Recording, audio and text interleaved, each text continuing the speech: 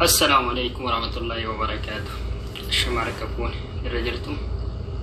Ani obsaatuu beda baga gara channel obsaatuu nagaan dhuftani. Akkasuma boleetii ta'enna hayaatuu YouTube'aan beekamtu biyya Yaman keessatti rakkoo gaalli dhoobatiniin lubbuun isii dabartee jirti. Miidhaa sirra bahee dandamachuu dhabaan gara fuula Rabbii deemee jirti. Hedduu nama gaddisiisa. Fakkeenyaaf jireenya biyya ormaa keessatti jireenya ofii jijjiiruudhaaf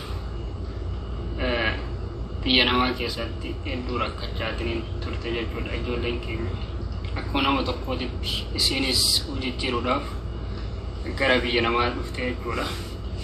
Mee kanarratti waa xiqqoo isii waliin ilaalla. Fakkeenyaaf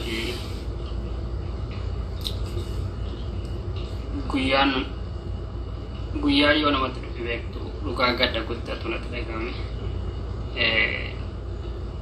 Guyyaa lama sadi dura viidiyoon isii tokko baay'atanii deematanii ture. Viidiyoo suukaneessaa argatanii ture. Waan hedduu nama gaddisiisu. Akka nama tokkootti yani hedduu natti ulfaate. Walaa beeku waa baanu malee Oromummaadhaan YouTube irratti yeroo hedduu viidiyoo isii daawwachaan ture waan ta'eef hedduu nama gaddisiisa. Guyyaan ofii eenyumaa ta'e namni guyyaa ofii darbuun hin jiru. Guyyaan namaa dhufte taanaan namni guyyaa ofii oolu hin jiru jechuudha. Firoottanis hiriyoottanis akkasuma firootas Rabbiin jajjabinaa kennu isii mootuu Rabbiin jannataan isii haa gammachiisu. Fuula rahmataati Rabbiin isii haa laalu.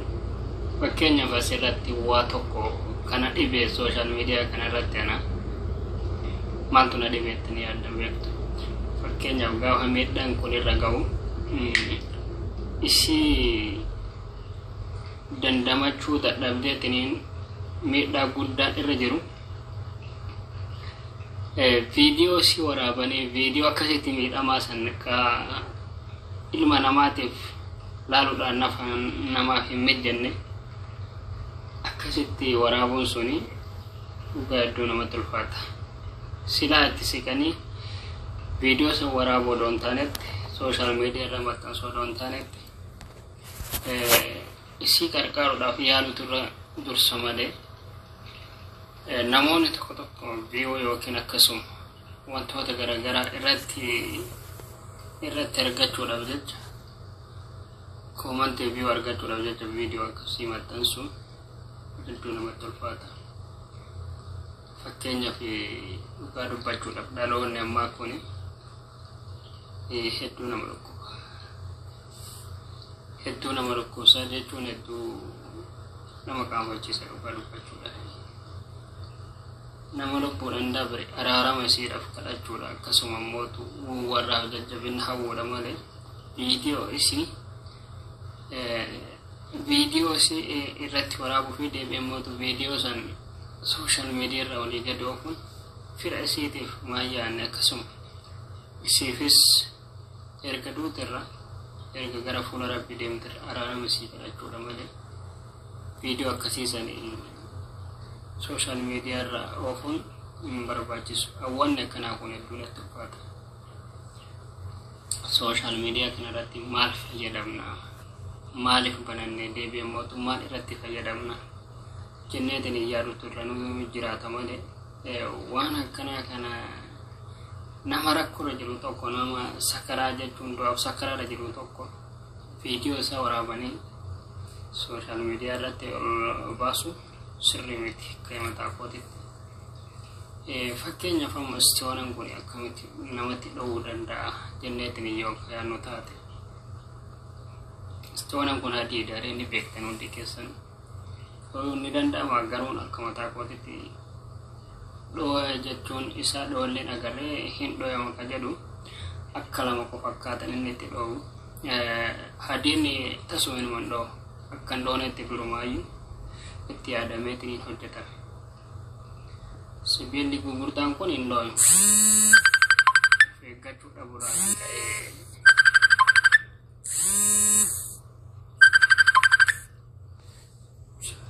of eeggannoo dhabuudhaan kan ka'e silkii yookiin immoo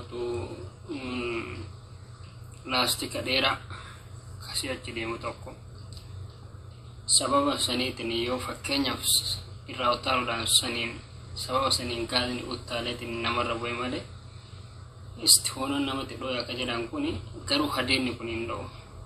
Hadeenni kun dhooya natti hin fakkaanne kuni maal irraa dhufa? Of eeggannoo dhabuu irraa dhufa. Fakkeenyaaf gaaza otoo hin cufin xiqqeessanii nyaata yeroo dalagan fakkeenyaaf xiqqeessanii biraa deemanii akkasuma mootu dagataniitiin gaazni suni waan qilleensi bayaa jiruuf booda deebanii yoo kibriita wallaanii naannoo isaan waan yaa'aa jiruuf uttaaleetiin qaama namaa miidhuu danda'a malee akkasuma mallee fakkeenyaaf layeenni hadiida istiyoonaa irraa sibiila irraa bidda qabsiisan kana guriin akka tasaa irraa bu'ee isaa boba'aa jiru silkii kana biddi yoo qabate sirriidha mana keessa faca'uu danda'a haala saniin jedha. Kuni maal irraa ka'e yeroo hedduu gaanni ni dhoo'a eeggadha jedhamee sooshaal miidiyaa kanarratti dubbatamaa jira jechuudha. Hundaafuu dhadhaaltuu rabbiin isin haa eeguu keessattuu ijoolleen teenya mana arabaa jirta rabbi isin haa eeguu isiniin jechuun barbaade akkuma keenya obboleettiin teenya tun hin dalagadha. Ofis jijjiiree maatii koos faamilii koos jijjiira jetteeti akkuma keessa karoora baafatteetiin yaadaa turte jechuudha. Duuti himatteen dhuftu yeroo namaaf hin kennitu daqiiqaa sekondii namaaf hin kennitu jechuudha. Dhufte taanaan akkasumatti hiriyyaa kee kan jaalattu abbaa kee obboleeyyan kee ilmoo kee haadha kee akkasumatti biraa deemtu jechuudha. Kanaaf obboleettii keenya rabbiin jannataan isii haa gammachiisu. Nutis sooshaal miidiyaa kanarratti maal fayyadamaa jirra? Isa jedhu meetiin talleetti haalaan isiniin jechuun barbaade. Kanuma dabartuu fi galatoomaa horaa bulaa isiniin jechuun barbaade nagaan naaf tura.